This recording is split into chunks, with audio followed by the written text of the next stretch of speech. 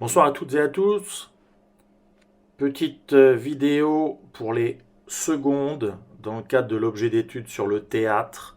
Alors on a déjà travaillé sur le théâtre, on a fait la pièce Art, et vous savez que là on fait une tragédie, on démarre une tragédie, Racine, Andromaque.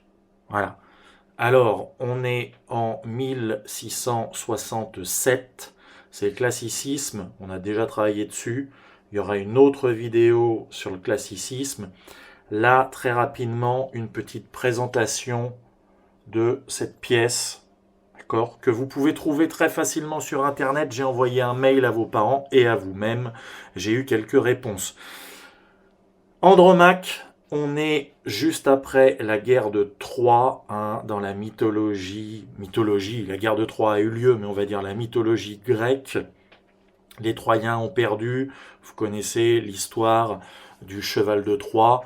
Les Grecs sont vainqueurs. Les Grecs s'emparent de toutes les richesses et notamment des femmes. Donc, Andromaque, c'est la veuve, elle est troyenne, c'est la veuve d'Hector qui a été tuée par Achille. Elle est la prisonnière du roi d'Épire. L'Épire, c'est dans l'ouest de la Grèce. Pyrrhus, qui est le fils d'Achille. Donc, elle est prisonnière du fils du meurtrier de son mari. Elle a un jeune enfant avec elle qui s'appelle Astyanax. Donc, tout le monde suit. Andromaque, troyenne, prisonnière de Pyrrhus. Mari Hector qui a été tué. Pyrrhus lui fait un chantage qui consiste en gros, de façon très simple, soit tu m'épouses et ton fils aura la vie sauve, soit tu ne m'épouses pas et Astyanax, je le livre aux Grecs qui veulent sa mort, parce que les Grecs ont peur qu'Astyanax, devenu grand, reprenne le combat de sa famille et notamment le combat de son père. Donc Andromaque est dans un dilemme, à savoir, est-ce que je reste fidèle à la mémoire de mon mari ou est-ce que je sauve mon fils? Voilà. C'est pas du tout Racine qui invente ça. Bien sûr, il s'inspire de l'Antiquité, de pièces antiques. Juste au siècle qui précède, il y a un auteur qui s'appelle Robert Garnier qui écrit sur la même histoire. La pièce s'appelle Les Troyennes. Voilà. Donc tout ça, c'est pas lui qui invente. Hein. Bon. Donc, jusqu'ici, ça pourrait aller. Sauf que Pyrrhus, normalement, il y a une femme qui lui était promise qui s'appelle Hermione. Et donc, Hermione est très jalouse que Pyrrhus ne veuille plus d'elle et lui préfère désormais Andromaque. Voilà. Et ça pourrait encore aller, on pourrait être dans le schéma habituel du triangle amoureux, à savoir que Hermione aime Pyrrhus, Pyrrhus aime Andromaque, Andromaque aime son mari mort. Mais c'est pas si simple, parce que Hermione, elle a un garçon qui l'aime beaucoup, qui s'appelle Oreste.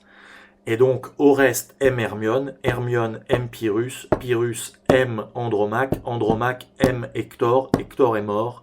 Et donc tous ces gens s'aiment les uns les autres, mais pas mutuellement. Donc ça pose pas mal de problèmes. Voilà, ça c'est la base d'Andromaque. Hein. On est dans un contexte de post-guerre de Troie. Andromaque est prisonnière, elle a un dilemme, ce mot est important, dilemme, comme chez Corneille. Le dilemme, c'est la fidélité, sauver son fils, euh, au prix de un petit peu renier son amour pour son ex-mari, ou alors être fidèle à la mémoire de son mari, mais risquer la vie de son fils. Voilà. Et puis évidemment, on est dans de la tragédie, il y a de la jalousie, il y a du chantage. Hermione, voilà, est très énervée. Je ne veux pas révéler la fin, est très énervée envers Pyrrhus d'être ainsi abandonné. Oreste veut se faire bien voir de la part d'Hermione et va essayer de lui rendre service.